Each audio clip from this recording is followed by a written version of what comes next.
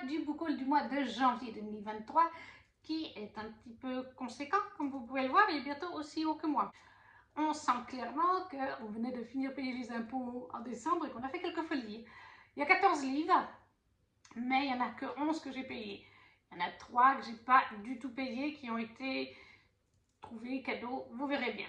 On commence tout de suite avec Un héros pour Noël, qui est un recueil de 3 petites histoires nouvelles de Julia Quinn, Lisa Kleypas et Kingsley MacGregor, qui est paru chez J'ai lu, au format poche. Alors, je tiens à préciser que je trouve quelque peu mensonger. Vous voyez la couverture, ça fait très Noël, et c'est marqué Un héros pour Noël.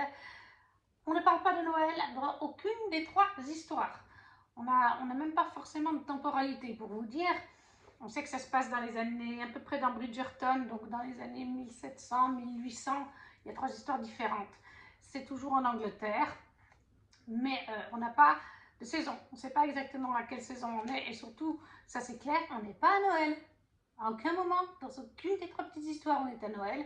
Il n'y a aucune romance de Noël. Moi, j'ai acheté ça parce que je l'ai vu, c'était à Intermarché, je crois. J'ai vu la couverture, j'ai vu le titre, j'ai dit « Oh, c'est des petites histoires de Noël, des petites nouvelles que ces 3 autrices nous ont fait. » Eh ben, pas du tout. Donc, parce que j'ai lu. Mais voilà, ces 3 petites histoires de Noël en Angleterre, vers 1700-1800. Je pense que vous avez le topo. Après, c'était agréable, mais je vous en reparlerai. Donc, Un héros pour Noël chez J'ai lu de Julia Quinn, Lisa Kleypas et Kingsley MacGregor. Clairement, je l'avais pris pour Julia Quinn. En second, j'ai gagné un concours Les Pépites de Gladys. Je ne sais plus si c'était Instagram ou en vidéo, sous une de ces vidéos. Under the Spotlight chez Hugo New-Roman. Voilà, en format poche, qui est de Alex and Rose. Je ne connais pas du tout, par contre, j'avais ce poche dans ma wishlist, donc j'étais vraiment contente de le gagner. Ça m'a fait super plaisir. Dans les mots-clés, nous avons New Romance, musique country. Et pour le résumer, on nous dit, dans le monde très compétitif de l'industrie musicale, avoir du talent ne suffit pas. Et ça, Jameson l'a bien compris. Avec son visage partiellement brûlé, impossible d'être sur le devant de la scène. À cet obstacle, il a cependant trouvé une solution radicale. C'est son meilleur ami Grant qui joue les chanteurs, séducteurs, tandis qu'il n'a que sa voix, bien cachée en coulisses. Et ça marche. Leur supercherie a fait naître une star de la country, le célèbre Grant Canning. Mais à mentir à la terre entière, on finit par se mentir à soi-même. Au bout de 8 ans à jouer l'un des imposteurs, Jamie sature, incapable d'écrire une chanson de plus. Alors qu'il rencontre Aviana dans un bar de Nashville, son honnêteté et sa bienveillance le troublent. D'autant plus que la jeune femme possède une voix en or qui a touché de plein fouet son âme d'artiste. Si la plus belle mélodie était celle du cœur. Voilà. Petite romance autour de la musique, ça ne peut être que bien. Under the Spotlight chez Hugo New-Roman de Alex and Rose, qui était donc un concours chez Les Pépites de Gladys. Chaîne que je vous recommande vivement de suivre, elle est adorable. J'ai aussi acheté le tome 5 de Lucinda Riley et des 7 sœurs, chez le livre de poche, oui, le livre de poche. J'en suis au tome 3 pour ma part, mais ma mamie, je crois qu'elle est actuellement sur le tome 6 d'ailleurs. Est-ce que j'ai besoin de parler des 7 sœurs de Lucinda Riley? On suit une sœur par tome. C'est un riche homme d'affaires suisse, Parsolt, qui était célibataire, en tout cas là où j'en suis dans le deuxième, comme je vous dis, j'ai fini le deuxième il y a quelques temps, qui était célibataire et qui voyageait beaucoup pour son travail et régulièrement, donc 6 fois ou 7 maintenant, je ne sais plus, il a ramené de ses voyages une enfant. À chaque fois une petite fille, bébé en général, qui était gardée après par une dame au manoir Atlantis au bord du lac Léman, non pas le lac de Genève, merci bien, le lac Léman. Et voilà, un tome, une sœur, pour découvrir ses origines, parce que Pa est décédé, c'est pas un spoiler, on le sait dans les résumés. Pa décède et voilà, on commence chaque tome juste avant le décès ou pendant le décès du papa, qui laisse un héritage, et parmi l'héritage, il laisse en fait un indice ou 2 à chaque fille, un objet, des coordonnées pour qu'elle sache de quel pays elles viennent et qu'elle puisse commencer à mener une enquête si elles le souhaitent. Et au moment où elles sont prêtes à le faire, surtout, pour découvrir qui était leur famille, leur maman, etc., etc., avant d'être adoptés. Donc, Les 7 sœurs, le tome 5 de Lucinda Riley, chez Le Livre de Poche. J'essaie d'aller un petit peu vite quand même, hein, parce qu'avec 14 livres, il y en a pour un moment. Ensuite, Mokashino, Bataille de boules de neige et plus si affinité de Charlie Faro, en auto-édité avec Amazon. C'est une petite nouvelle de Noël. Elle en fait une par année de nouvelles, Charlie. Elle est donc auto-éditée, hein, toujours avec Amazon. Là d'ailleurs cette année, ça sera sa dernière en 2023, ça va être sa dernière petite nouvelle de Noël, qui sera un deuxième tome à celui-là, avec d'autres personnages qu'on rencontre dans celui-là. Parce qu'après, elle a tout un univers qu'elle est en train de construire, un multiverse, donc elle va se concentrer là-dessus dans les prochaines années. Dans Mokashino Bataille de boules de neige et puis ses affinités, ça se passe en France comme toutes ces petites romances de Noël. Elle y tient. C'est une nouvelle, hein, ça fait moins de 200 pages ou 205 pages, hein, quelque chose comme ça. Ça se lit très vite. Et là, on suit en fait, les miracles de Noël ne se produisent que dans les films. Et on suit en fait Samantha, qui a acheté, enfin qui est la propriétaire d'un refuge pour animaux. Et elle est un petit peu dans la mouise, il va falloir très certainement qu'elle ferme. Elle n'arrive plus à joindre les deux bouts comme il faut. Et ça, c'est un crève-cœur parce qu'elle adore les animaux. Et un de ses amis, Étienne, va lui proposer un marché, de participer à une vente aux enchères prestigieuse pour récupérer des dons. Mais elle doit accompagner Samuel, le pote de Étienne. Et comme par hasard, il y a eu un petit quiproquo entre Samuel et Samantha. Oui, parce qu'ils s'appellent tous les deux Sam, c'est ça qui est rigolo. Je crois qu'il lui a renversé du café dessus, quelque chose comme ça. Donc ils ne sont pas eu un super départ. Et lui, bah Samuel, je veux dire Samuel, parce que si je dis Sam, ça va apporter la confusion. Samuel, en plus, est riche, etc. Tout du moins, sa famille a beaucoup d'argent. Mais voilà, si elle veut sauver son domaine, son refuge, grâce à la donation d'un événement qui aura lieu, je crois que c'est à Paris. Voilà, s'ils arrivent à avoir la bourse, la donation, enfin, bénéfices et tout ça, eh bien, ils pourront sauver le refuge. Je ne veux pas trop en dire parce que c'est vraiment tout petit. Mais voilà, c'est une petite romance de Noël doudou qui a lieu en France par une autrice auto-éditée française. Moi, j'ai bien aimé, je vous en reparlerai de toute façon. Mokashino, Bataille de boules de neige et plus ses affinités de Charlie Faro en auto-édité. On continue avec Witch and God, le tome 2 de Livestone chez BMR. Moi, je préfère ses couvertures. C'est sur Circé. Voilà, l'enlèvement de Circé. Lui aussi, il est déjà lu d'ailleurs. Est-ce que j'ai vraiment besoin de vous parler? Witch and God, on est sur la mythologie grecque et les sorcières. On le voit passer de partout. Il y a une première trilogie, ça c'est son tome 2. Et là, il y a une nouvelle trilogie dans le même univers qui est en train de paraître avec d'autres personnages. Cette fois, on suit donc Circé, qui est l'aînée des 3 sœurs. Dans le premier volume, c'était Ella, la petite sœur du... Oui, la petite sœur, il me semble. C'était la plus jeune. Et là, cette fois, c'est sa grande sœur, l'aînée, qui a donc un rôle de chef de famille, hein, avec la maman. Elle doit gérer les 2 petites sœurs, si on veut bien. Et elle va devoir prendre le relais de Circé la Grande, je crois que c'est ça. Hein. Circé la Grande et Méroé, je sais plus pour l'autre, mais elle va devoir prendre la place de Circé la Grande, ou un truc dans le genre, qui est à chaque fois il y a une Circé, à chaque fois il y a une Méroé, et la jeune génération prend le relais. Donc elle est formée pour devenir la prochaine Circé, une des chefs de la communauté des sorcières. Et dans ce récit, en fait, pendant des centaines d'années, je ne sais plus exactement combien de temps, les dieux grecs et les sorcières se sont fait la guerre. Jusqu'au jour d'ailleurs où les dieux grecs, surtout Zeus, a réussi à neutraliser Hécate, qui était une alliée des sorcières. Hein. Les sorcières vénèrent Hécate. Et en fait, là, ça fait un moment que la guerre a entre guillemets cessé. Hein. Les dieux ne peuvent plus aller sur l'Olympe à cause des sorcières et d'Hécate.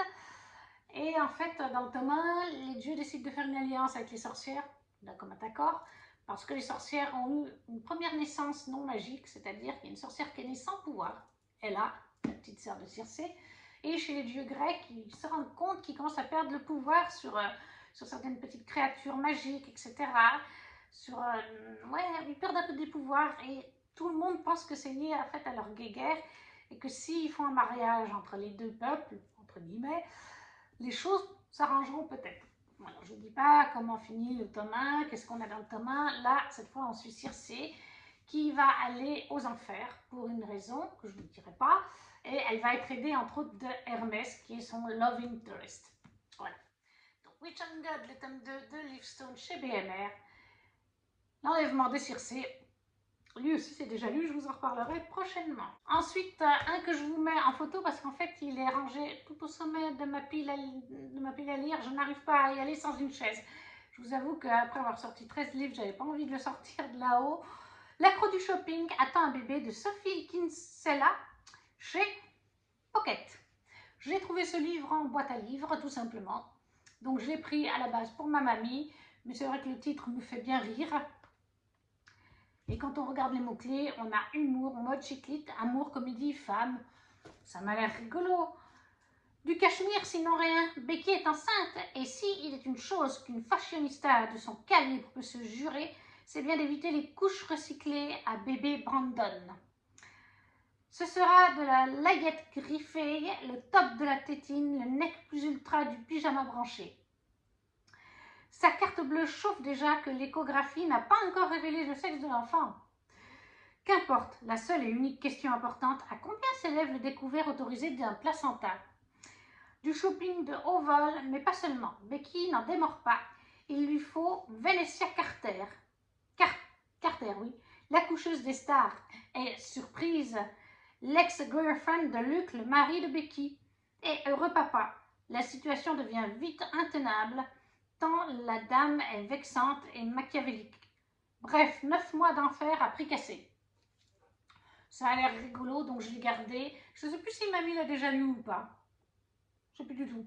Mais je l'ai gardé, mais comme je vous dis, au sommet de ma pile à lire, j'arrive pas à y aller sans une chaise. On continue avec un nouveau roman. Christmas Park d'Anatrice chez Black Ink Edition.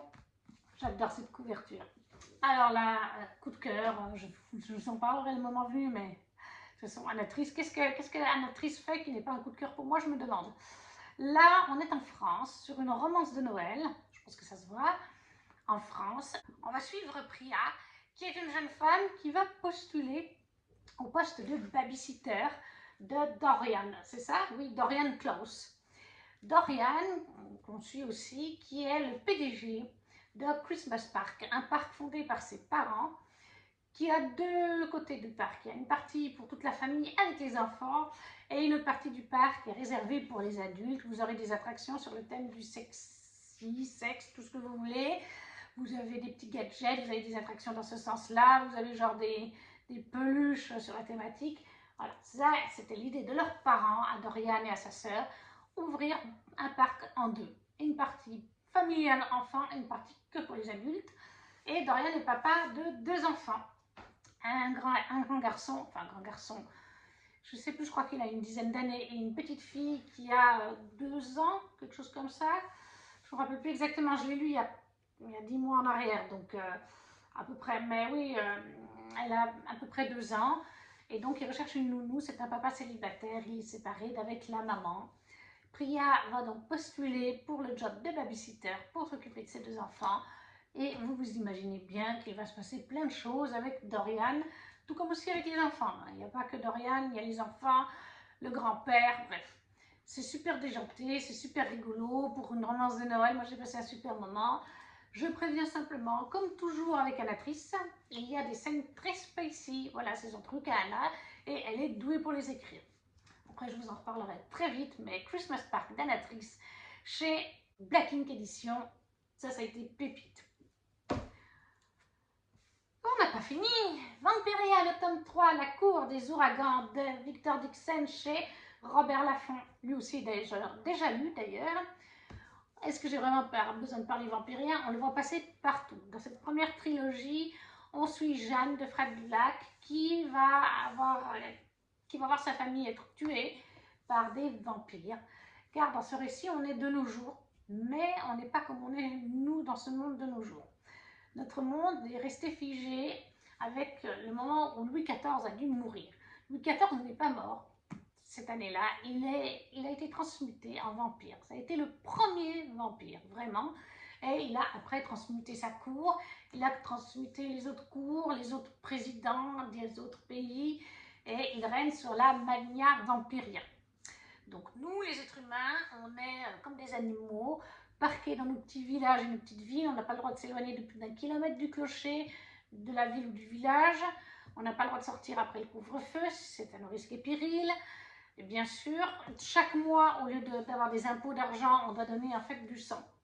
Chaque mois, on prélève 2 litres de sang, quelque chose comme ça, à chaque personne, pour nourrir les vampires, et en échange, les vampires proposent leur protection pour les royaumes, parce qu'on a des créatures comme des ghouls, des striges. Donc voilà, c'est eux les chefs, et surtout Louis XIV, qui est maintenant le roi des ténèbres, forcément, puisque c'est un vampire. Et Jeanne, elle va voir sa famille être massacrée au début du tome 1, c'est pas vraiment un spoiler, et elle va se faire passer pour une noble, qui va mourir elle aussi, puis elles ont la même tranche d'âge, donc elle va se faire passer pour cette noble, et elle va être recueillie par un vampire qui va du coup la conduire aux écuries, aux écuyers, pour être écuyère du roi. C'est-à-dire c'est une école, un apprentissage pour avoir les bonnes manières, pour les plats, etc.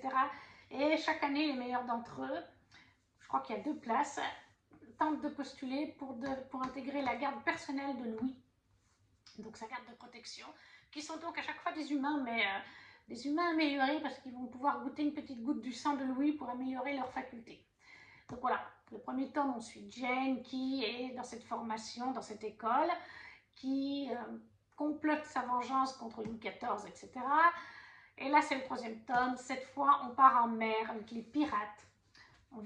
Louis envoie Jeanne chercher, comment il s'appelle déjà, le chef des pirates? Palphobus. Voilà. Il faut qu'elle aille chercher Palphobus et qu'elle l'épouse afin qu'il entre lui-même, ce chef de pirate très connu, dans la Magna Vampiria. Bien sûr, il est à l'autre bout du monde, hein, il est vers les Antilles ou quelque chose comme ça. J'ai adoré, mais je vous en reparle très vite. Ça, c'est le tome 3 de Vampiria de Victor Dixon, La cour des ouragans, chez Robert Laffont. Chez Lumen, cette fois, 10 Savage Chang, le tome 1 de V.E. Schwab. Je crois que c'est Monster of Verity, voilà, le nom de la saga de la duologie. J'adore la couverture, comment ils ont fait ça. Dans ce récit, il me semble en fait qu'on est dans notre monde ou un monde parallèle au nôtre qui ressemble. Mais en fait, les démons sont sortis à un moment donné de leur cachette, si on peut dire ça. Et maintenant, on est dans une ville en fait qui est gouvernée par 2 chefs. Un de ces chefs, vous payez de l'argent pour votre protection et vous protège avec ses hommes. Et l'autre chef, c'est lui et sa famille qui protègent les leurs. Alors ils sont moins nombreux, il y a peut-être plus de risques quand même, quoi qu'il y en a dans l'autre partie de la ville. Mais vraiment, la ville est divisée entre ces 2 chefs qui ne s'aiment pas. Et en fait, il y a 3 catégories de monstres. On a les corseilles qui grouillent dans le noir pour dévorer leur proie, les malchailles qui boivent le sang de leurs victimes au grand jour, et finalement les sunai qui, eux, sont super rares, qui, pour eux, en fait, ils ont vraiment une apparence humaine et ils utilisent la musique pour dévorer l'âme de leurs adversaires, en fait. C'est des démons différents des 2 autres catégories, mais c'est aussi des démons. Et dans ce récit, on va suivre, en fait, comment il s'appelle déjà? Auguste, voilà, le fils démon adoptif, donc, d'un des 2 chefs de la ville. Et on va suivre Kate, qui est une humaine, la fille de l'autre chef de l'autre côté de la ville. Et ils vont finir par se découvrir. Pourquoi, comment ça, je vous laisse voir. On a bien sûr un petit peu un côté politique. J'ai bien aimé. Ça aussi, c'est déjà lu, donc voilà. Mais je ne veux pas vous en dire plus, si ce n'est qu'on est avec 3 types de démons.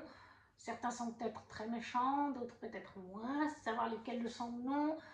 2 chefs de clan, 2 chefs de famille qui dirigent chacun la partie de la ville. C'est un peu une guerre au sein des 2 clans, tout comme c'est une guerre dans leur propre territoire, hein, pour gouverner et pour éradiquer un peu les démons, quoi.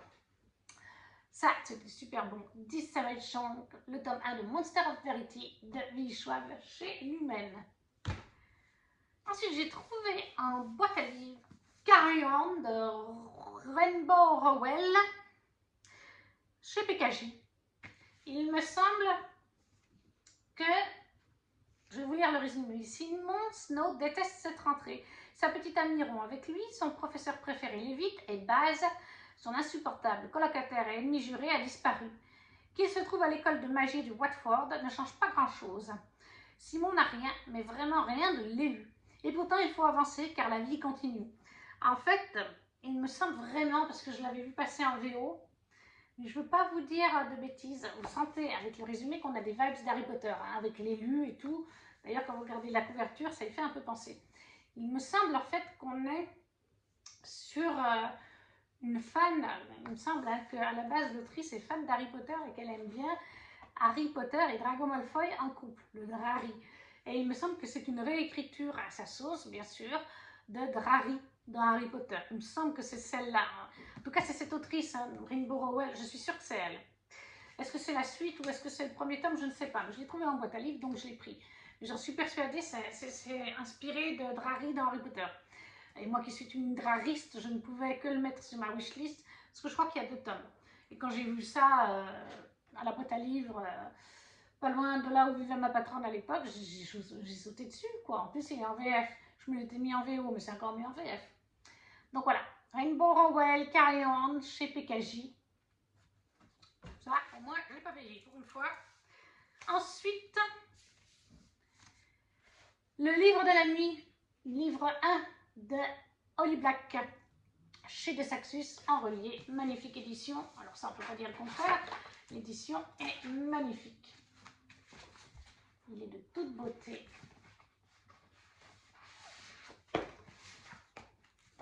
L'intérieur. Vous avez même une citation dedans. Voilà. Dans ce livre que j'ai déjà lu, c'est dur de vous le résumer, ça n'a pas matché comme je l'espérais. Voilà. Je vous en dirai plus lors de mon avis lecture, mais ça n'a pas matché autant que j'espérais. Ça passe ou ça casse avec ce livre, je l'avais vu et en effet, ça n'a pas passé comme le prince cruel. Dans ce livre, en fait, on a l'impression qu'on est dans notre monde, mais à un moment donné, il a été révélé que les ombres peuvent, qu'on peut utiliser nos ombres pour s'améliorer physiquement, pour faire des choses. Voilà, les ombres servent, on peut se faire voler son ombre magiquement d'une certaine manière dans un procédé scientifique en fait. Il y a des gens qui se retrouvent du coup sans leurs ombres. Il y en a d'autres, on leur greffe une autre ombre ou un complément d'ombre. C'est assez complexe à expliquer. Quand on lit, on comprend, mais c'est assez complexe. Et en fait, on va suivre une jeune femme, Charlie Hall, qui est une escroc de bas étage depuis des années. Mais elle s'est arrêtée pendant quelques temps, pour certaines raisons. Et là, elle va devoir en fait replonger pour chercher le livre de la nuit, en fait. Tout simplement. Donc, on va suivre en fait une enquête. Littéralement, c'est ça. Hein. Charlie va mener une enquête pour retrouver ce livre de la nuit. Aussi, elle va enquêter un petit peu sur un personnage. Je ne vais pas vous en dire trop sans spoiler. Pour découvrir qu'est-ce qui s'est passé il y a quelque temps, qu'est-ce qui se passe actuellement, et pour découvrir ce livre de la nuit. Mais elle fait ça aussi parce que pour se protéger elle-même, sa sœur, même si en faisant cette enquête, elle se met en danger. Voilà, c'est particulier comme récit. J'ai du mal à l'expliquer, j'ai du mal à le résumer. J'ai compris l'histoire, mais comme je vous dis, j'ai pas accroché comme j'aurais pensé accrocher. Il est particulier. Ça, je vous en reparlerai. Je sais qu'on avait fait une lecture commune sur le Discord, le code DLC, il y a plusieurs personnes qui l'ont abandonné. J'ai été jusqu'au bout, je lirai la suite. Mais voilà. Ce que je peux vous en dire, voilà, c'est qu'en fait, nos ombres, on a découvert qu'elles ont une forme de pouvoir, qu'on peut prendre l'ombre de quelqu'un, la greffer sur une autre personne. La personne qui n'a plus d'ombre n'est plus tout à fait bien, on va dire. Hein. Vous imaginez. Et puis, voilà, on peut utiliser ces ombres pour faire d'autres choses aux êtres humains, les modifier, les améliorer. Voilà. Puis il y a des gens aussi qui sont totalement normaux, hein, par contre, qui n'ont pas cette faculté d'avoir une ombre spéciale. Et on a tout cet aspect de quête, de recherche, d'enquête sur où est le livre des ombres, qu'est-ce qui s'est passé exactement dans le passé et actuellement. Je ne peux pas mieux résumer, je pense. Voilà. Holly Black, le livre de la nuit, chez De Saxus, le tome 1, en collector. On avance, on avance. Ensuite, je vais faire Spice Road, édition Fairloot de la box de je ne sais plus quel mois, Maya Ibrahim. C'est un tome 1, c'était pas précisé, moi je pensais qu'il n'y avait pas de suite. Il est magnifique. Il est magnifique quand je l'ai reçu, et Amélie aussi. Il nous a tout de suite fait très envie. Regardez-moi, en haut c'est du jaspage vert, mais là vous avez une épée, une dague, vous avez un truc pour le thé, un calice, une coupe.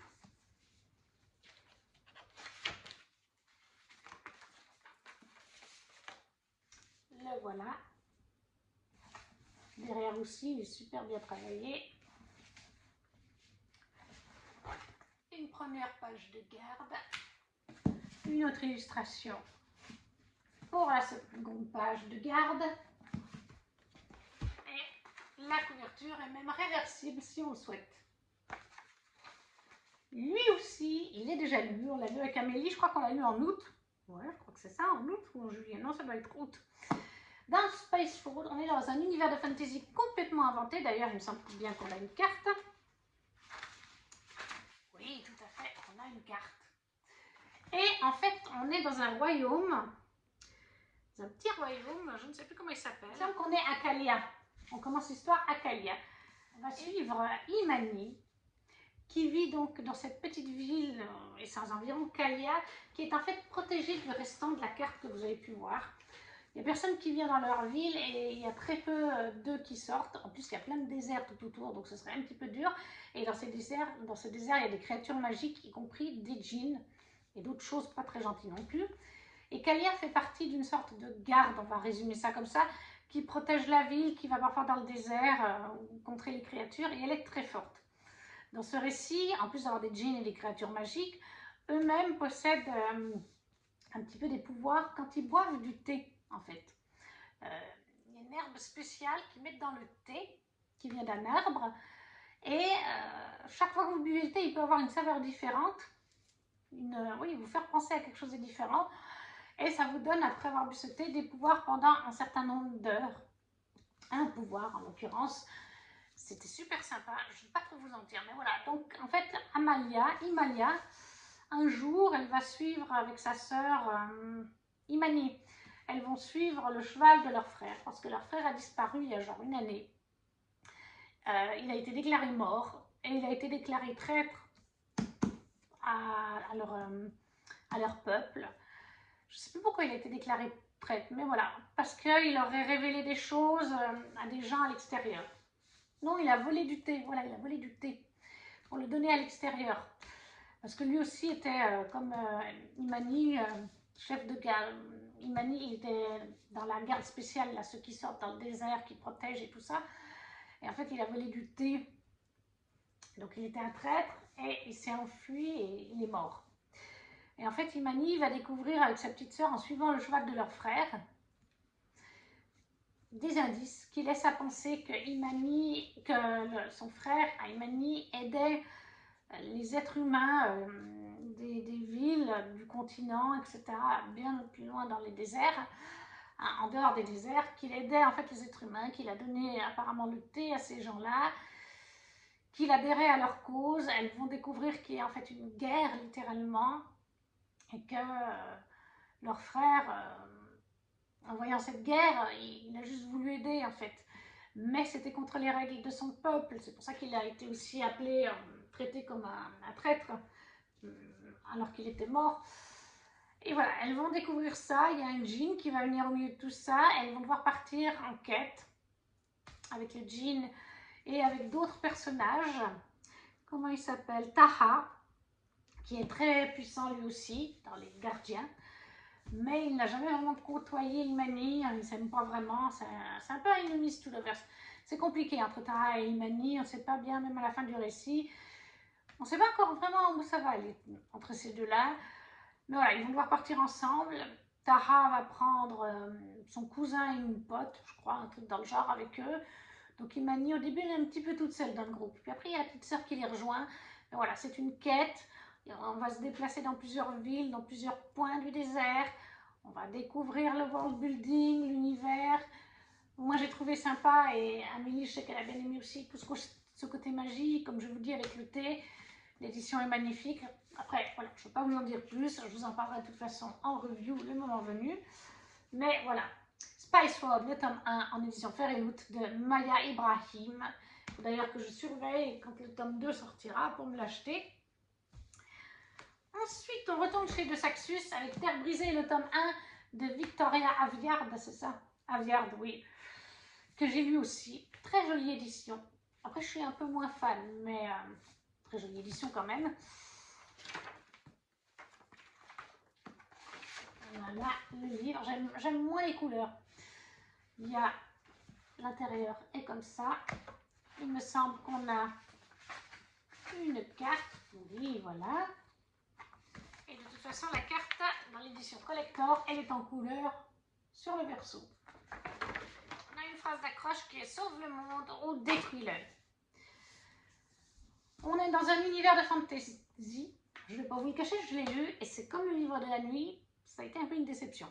C'était pas mauvais, je lirai la suite, j'ai la suite, mais c'était pas transcendant. Je pense aussi que mon problème, c'est que je l'ai lu juste après La Guilde des Ombres, tome 2, qui est dans la même thématique de la quête et d'un voyage. Et les personnages de Anatrice sont tellement bien développés que voilà, là à côté ça m'a paru fade, mais ça je vous en reparlerai. On est dans un royaume de fantasy en fait où on va partir dans une quête et dans différents endroits des royaumes parce qu'en fait il me semble qu'on a un monde parallèle et dans plusieurs même, et dans un des mondes parallèles il y a des méchantes créatures qui essayent de pénétrer dans leur monde à eux grâce à un méchant. Je crois que le méchant il vient de ce monde, c'était le frère d'un des personnages au tout début qui meurt. Je ne vais pas le cacher, c'est pas vraiment un spoiler.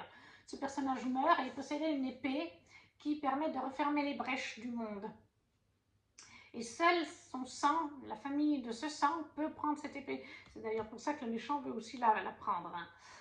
Et donc le méchant essaye de faire passer les créatures pour prendre le pouvoir sur ce monde. Ça va devenir un monde en ruine et tout ça. Il y a plusieurs royaumes. Il y a des royaumes qui veulent aider, il y en a d'autres qui ne veulent pas aider dans cette quête. Et on se retrouve dans cette quête avec un écuyer obligé de choisir entre la sécurité et l'honneur, un immortel désiré de se venger d'une promesse non tenue, un assassin exilé et sanguinaire, une sorcière dont les énigmes cachent une prévoyance inquiétante, un faussaire au passé secret, une chasseuse de primes avec un compte à régler. Ensemble, ils vont affronter un adversaire vicieux, invincible et déterminé à réduire en cendres les royaumes. Voilà, donc on est sur une quête de fantaisie. Voilà, on va de ville en ville. On a une mission à accomplir. Je vous en reparlerai parce que je l'ai lu, mais ça n'a pas matché comme je l'espérais. Victoria Aveyard, le tome 1 de Terre brisée chez De Saxus en édition reliée.